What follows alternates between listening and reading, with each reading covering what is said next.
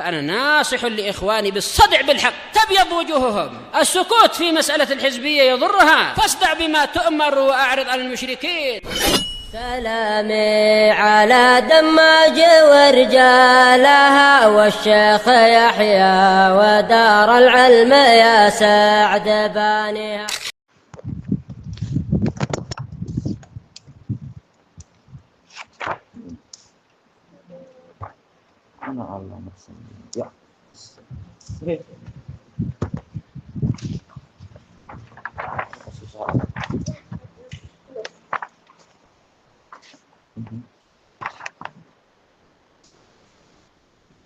Yaitu berapa? 110. Oh, kenapa susah? 110. Baik. Qala al-muallifu hafizahullahu taala ad-darsul rabi', pelajaran yang keempat, ma yustahab wa yunha anhu yaumal jumu'ah. Apa yang mustahab dan apa yang terlarang pada hari Jumat. Qal ma yustahabu yaumal jumu'ah yustahabu lil muslim fi yaumil jumu'ah umur. Yang mustahab untuk seorang muslim pada hari Jumat itu ada beberapa perkara. Minha ayyata toyyab, yaitu berwangi-wangi. Memang ini khilaf. Jumhur ulama mengatakan mustahab, yaitu mengikuti kalam Imam Syafi'i. Sementara Imam Syafi'i hujahnya adalah kalam Nabi. Apakah tidak sebaiknya kalian mandi dan berwangi-wangi? Seakan-akan berarti tak sampai wajib. Tapi kita tahu itu awal-awal syariat. Setelah itu yaitu Nabi Shallallahu Alaihi Wasallam menyebutkan kalam yang lebih tegas tentang itu. Jumhur mengatakan mustahab, tetapi yang rajih wallahu alam adalah wajib memakai wewangian. Sampai Nabi menyuruh untuk yang tak punya maka hendaknya memakai wewangian istrinya. Kemudian bagaimana kalau istri tak punya juga, Bang?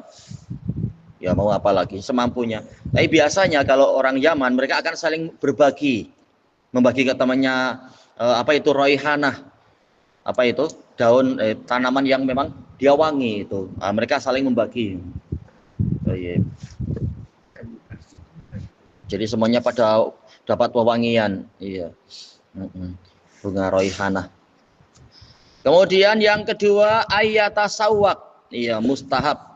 Ini bagian dari at-tajammul, yaitu berhias diri, menghiasi diri, berindah-indah. Nah, di antaranya adalah yaitu apa? Membersihkan giginya.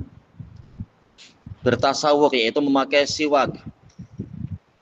Yang ketiga ayyal basa ahsanas siyab, memakai pakaian yang paling bagus, bukan yang terbaru tapi yang paling bagus, tergantung yang paling bagus yang terbaru atau tidak, intinya cari yang paling bagus. Imam Bukhari membuat bab khusus tentang ini. Berdasarkan apa? Hadis Ibnu Umar dari Umar Ibnu Khattab yang bercerita pada Nabi ada penjual pakaian, lalu Umar membelikan pakaian sutra kepada Nabi, dipakai untuk menerima wufud apa? Delegasi para tamu, juga Anda pakai untuk hari raya. Maka ada Nabi tidak mengingkari masalah itu, cuma yang beliau ingkari adalah jenis pakaiannya. Beliau mengatakan innamayal basuhada man la khalaqalah.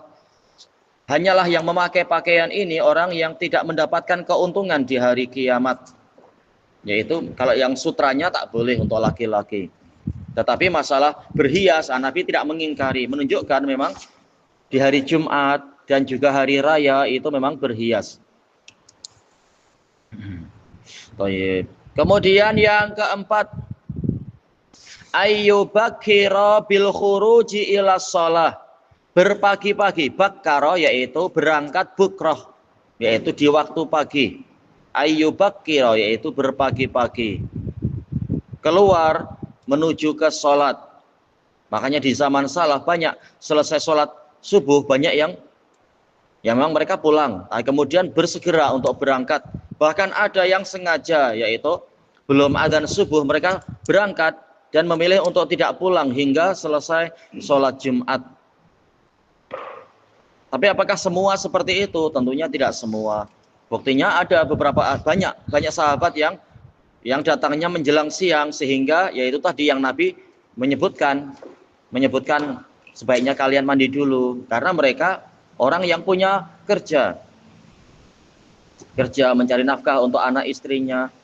Termasuk juga Utsman ibnu Affan, disebutkan dalam riwayat Muslim, beliau pagi-pagi sudah mandi dan memang beliau rajin mandi. Cuma untuk hari Jumatnya memang beliau berangkatnya agak kesiangan karena memang ya namanya banyak amanah, banyak pekerjaan dan seterusnya. Makanya walaupun dinukilkan ya di WhatsApp itu dikatakan oleh Imam Abu Syamah At-Turtusi, bid'ah pertama dalam Islam adalah tidak berpagi-pagi waktu Jumat, dan kemudian ini didukung oleh Imam Syinqiti. Kalau kita tanya balik, kita teliti, walaupun ulama besar, tapi apakah seperti ini kalau berangkat agak siang sedikit dikatakan bid'ah? Enggak kan? Kecuali kalau niat ibadah bahwasanya saya memang akan menyelisihi itu. Misalkan saya niat ibadah, yaitu ini saya niatkan ibadah, saya berangkat jam 11, nah itu baru bid'ah. Tapi orang sekedar mengambil keringanan tanpa meniatkan ta'abudiyah, tak layak kemudian dikatakan bid'ah. Berarti yang melakukan yang berbuat itu apakah dikatakan mubtadi'? Tentunya tidak demikian. Banyak sahabat yang tidak berangkat sebelum subuh atau setelah subuh, tapi menjelang siang baru berangkat. Karena ini bukan ibadah, niat berangkat agak siang bukan ibadah. Bukan diniatkan ta'abudiyah untuk tidak berpagi-pagi. Sebagaimana sholat wajib 5 waktu, mustahabnya adalah awal, tapi orang yang memilih agak siang dalam keadaan tidak ada azan misalkan, apakah ini dikatakan bid'ah? Tidak bid'ah. Dan telah dinukilkan ijma bahwasanya orang yang memilih mengambil keringanan di dalam masalah sholat 5 waktu dia itu tidak berdosa. Dosa aja tidak, apalagi sampai dikatakan berbuat bid'ah. Karena Allah memang memberikan keringanan. Ini yang dikatakan dalam usul fikih wajibun muwassa', kewajiban yang diberi kelapangan. Awal waktu boleh, tengah waktu boleh, akhir waktu boleh. Kecuali yang ketika sudah ada azan, memang yang wajib ke masjid, memang dia wajib datang berdasarkan dalil yang lain. Baik. Intinya apa? Ini mustahab dan pahalanya sangat tinggi, bagaikan bersedekah, mensedekahkan 1 ekor unta. Kalau berangkat di waktu pagi di jam yang pertama. Kalau di jam yang kelima hanya bagaikan menyedekahkan 1 butir telur. Jam pertama itu bila para ulama berselisih pendapat. Ada yang mengatakan selesai sholat subuh hingga diperkirakan mungkin dari selesai sholat subuh hingga adzan zuhur. Nah, itu dibuat ada 5 jam, tinggal diperkirakan, dibagi-bagi. Karena siang sendiri ada yang agak panjang, ada yang agak pendek, tergantung musimnya. Oh iya, ya. Tapi kalau di berangkat pada dulu pertama, tapi masih di berangkat itu tak masuk dulu. Bertakwa semampunya. Wallahu alam, mungkin karena sesuai niatnya berusaha untuk jam pertama, tahu-tahu di tengah jalan mungkin tayar pancit atau kaki letih, mau duduk-duduk dulu, awas nanti masuk dan seterusnya, sesuai dengan niat dan usaha. Baik. Kemudian yang kelima, ayyuksira minad du'a, memperbanyak doa, taharriyan, dengan bersungguh-sungguh mencari. Tahari yaitu bersungguh-sungguh mencari. Asal dari taharra adalah yaitu belughu al-juhd walibtigha, yaitu mencurahkan kerja keras dan mencari-cari. Ibtigha, mencari-cari. Memang sengaja mencari-cari lisa'atil ijabah, mencari waktu dikabulkannya doa. Wa arja awqatiha, waktunya yang paling diharapkan adalah akhiru sa'atin min nahari yaumil jumu'ah. Akhir waktu dari siang hari pada hari Jumat, yaitu akhir waktu asar. Asar yang ittirari, menjelang matahari terbenam. Nah, itu waktu yang paling diharapkan. Sesuai dengan apa? Hadis Abdullah bin Salam radhiyallahu an yang diriwayatkan oleh Abu Dawud, Ahmad dan lain-lain. Datang dari beberapa sahabat. Waktu yang paling diharapkan kedua adalah yang diriwayatkan oleh Imam Muslim dari Abi Musa al-Ash'ari, yaitu antara antara dua khutbah, yaitu ketika imam sedang duduk, ya. Dikabulkannya doa, pengabulan, penjawaban doa. Kenapa yang riwayat Muslim malah nomor 2 bukan nomor 1? Karena tamalin intiqad. Kritikan terhadap hadis itu sempurna. Dikritik oleh Daruqutni dan memang kritikannya tepat. Bahwasanya hadis itu bukan muttasil, bukan mausul, bersambung. Iya, bukan bersambung. Hadisnya ternyata mursal. Tetapi apa? Mursalnya tidaklah lemah-lemah sangat. Jadi dia tidak sampai nomor 1. Yang nomor 1 memang yang menjelang asar, menjelang maghrib itu, akhir waktu asar. Nomor 2 yang kita juga sangat berharap adalah yang itu, ketika khotib sedang duduk. Tapi tak boleh duduk, tak boleh kita doa lama-lama, nanti tahu-tahu khotib sudah berdiri. Nanti bicara kita, kita dinilai berbicara dalam keadaan khotib sedang berkhutbah. Jadi diperkirakan doa yang sederhana saja, sikit-sikit. Kecuali kalau khotibnya nampak kita nampak khotib. Soal banyak, ini permintaan banyak. Kita kasih isyarat khotib. Wah, jangan berdiri. Tapi mana ada khotib ikut permintaan kita. Kemudian mayunha anhu min man hadaral jumu'ah. Apa yang dilarang untuk mengerjakannya orang yang menghadiri Jumat. Menunjukkan kalau yang di rumah mungkin para wanitanya atau anak-anak atau yang sakit misalkan atau yang musafir, maka tidak sampai dilarang, ya. Oh iya, lompat lagi. Afwan. Yang keenam, as-sadis. Yang mustahab apalagi, perhatikan dengan ngurus yang itu. Apa arti ijabah? Ijabah mustahab. Tulislah, disuruh nulis tulis. Mana ijabah? Nih, saatul ijabah, waktu dikabulkannya doa. Rajinlah menulis pakai pen ini, pen satu lagi.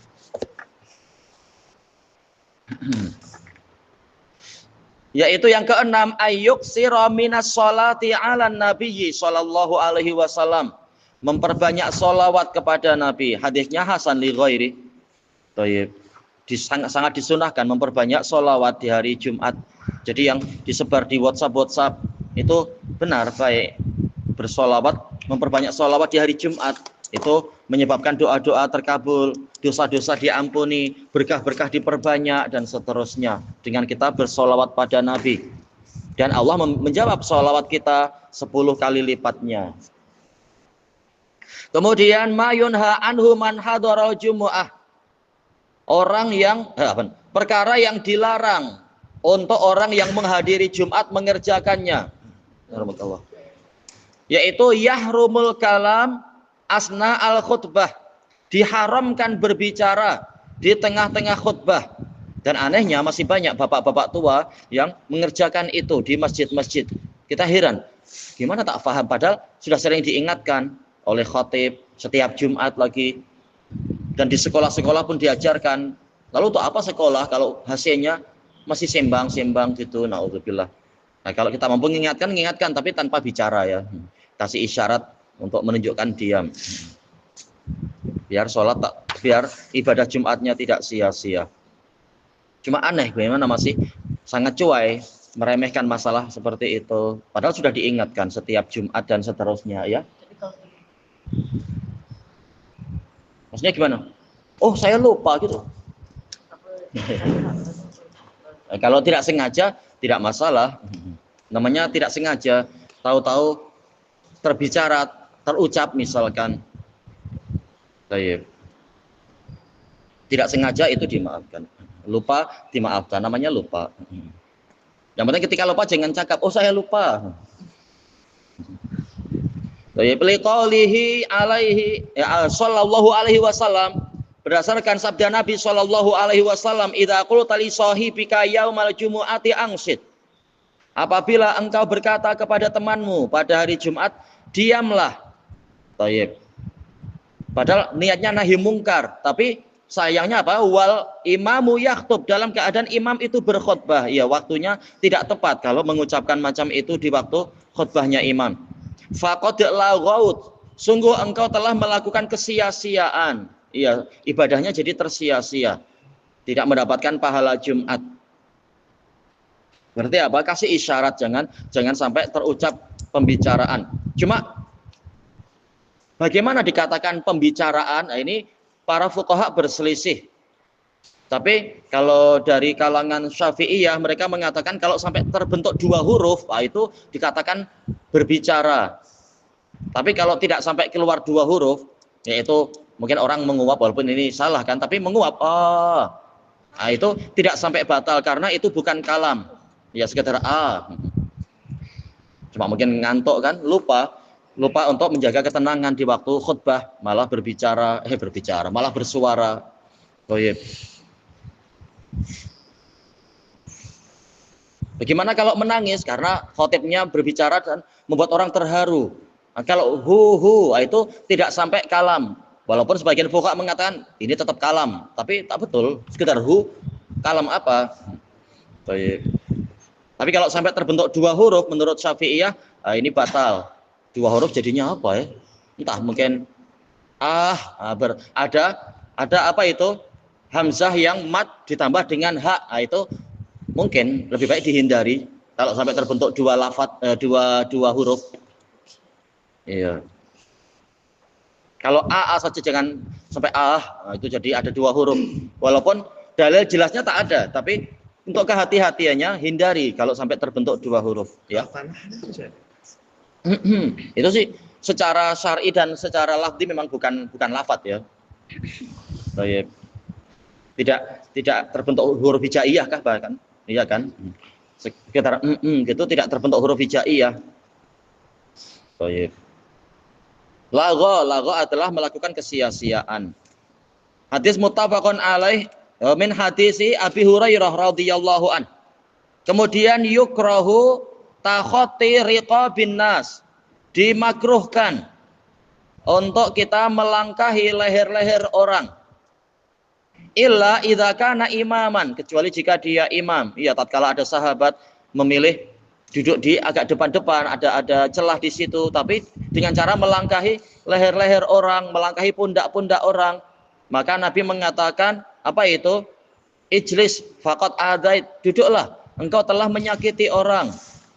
Lalu gimana kalau kita ingin ke depan padahal di situ ada tempat kosong? Tapi dalam keadaan jangan imam sudah bicara ya, tapi ketika imam belum bicara, yaitu mungkin sedang suasana azan. Nah, kita jangan melangkahi, tapi cukup kita bilang ke orang-orang afwan atau samihni, maafkan saya, sambil kita kasih isyarat. Intinya jangan sampai kaki kita melangkahi pundak, tapi minta agar mereka mengasih arah, mengasih celah untuk kita berlalu, ya.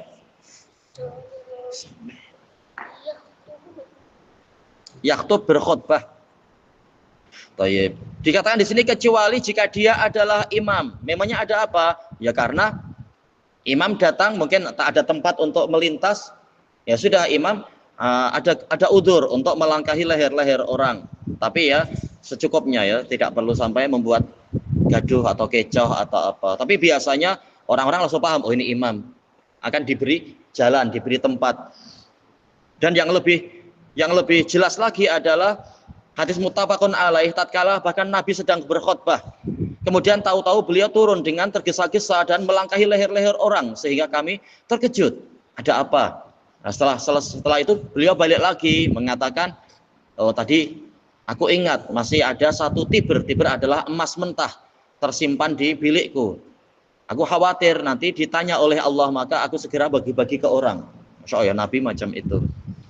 Padahal kalau kita kan nantilah sekejap lagi. Tapi Nabi khawatir berlama-lama nanti jangan-jangan malah ada sesuatu yang tidak diharapkan. Langsung beliau memutus khutbahnya, melangkahi leher-leher orang untuk segera membagikan emas tadi. Ya? Itu emas sedekah. Kenapa? Itu emas sedekah. Ya itu sedekah, yaitu orang yaitu mungkin Ali sesuai dengan riwayat atau mungkin yang lain mengirimkan dari Yaman atau dari tempat lain mengumpulkan ke Nabi, ini ada sedekah-sedekah dari sana. Nah, nanti Nabi yang membagi-bagikan. Cuma beliau khawatir kalau menunda-nunda nanti malah timbul masalah. Nabi sendiri jelas tidak memakan sedekah. Qal au kana takhati ila furjatin la yasilu ilaiha illa bidzalik, atau melangkahnya tadi, melangkahi leher-leher orang itu adalah menuju ke suatu celah yang dia tidak sampai ke sana kecuali dengan itu. Ya, demi udzur itu. Tapi sebaiknya demi menggabungkan hadis jangan melangkahi leher orang, tapi kita minta diberi tempat untuk berlalu. Baik, numpang lalu. Kalau di sini biasanya ya orangnya mengatakan numpang lalu. Kalau imam tidak sedang khutbah tentunya, mungkin awal-awal sebelum itu dan seterusnya, sehingga tidak sampai menyakiti orang. Ilahuna wallahu a'lam.